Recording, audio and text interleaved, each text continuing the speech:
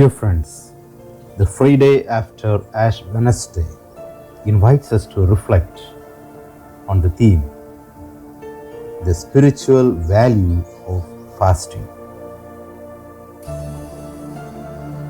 Jesus endorses the spiritual value of fasting.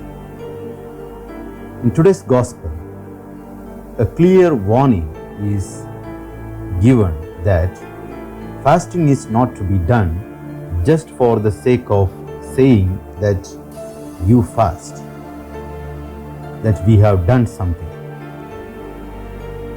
The purpose of fasting is for achieving a certain goal, an improvement in our interior life. We have to fulfill our basic duties to God before fasting will do any good.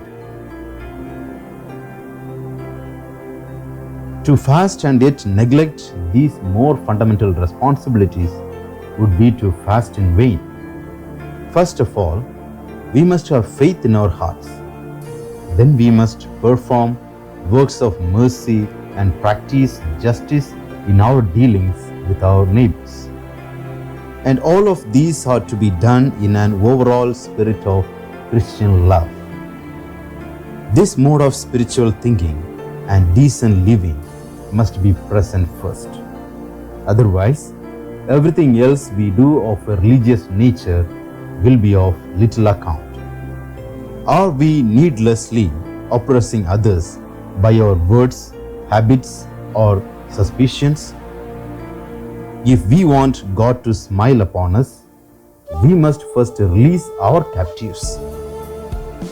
Then we will be ready to move on to other more advanced levels of spirituality. Perhaps at this point, we find ourselves unable to fast in a way which is truly pleasing to God. If that is the case, Lent is an excellent time to reform. It is a season of many graces. There is a wrong perception that Christian life is a difficult one because the Master Jesus wants all of his followers to follow the way of the cross. Therefore, Christianity is often considered a religion of crosses, and a Christian should not be enjoying life here on earth.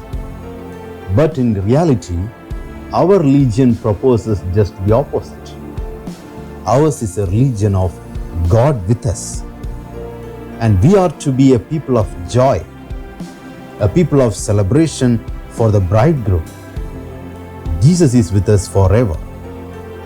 A Christian can't be but joyful and celebrating if he has the real sense of the presence of God. Then for a Christian, all the fasting and penance become only a means towards that ultimate celebration. We seem to prefer fasting and feasting. Marriage feast, banquet, bridegroom. Such are the images we love to use to depict life in our kingdom. We enjoy attending marriage parties and feasts. Partying with the Pharisees offers us occasions to convey our message.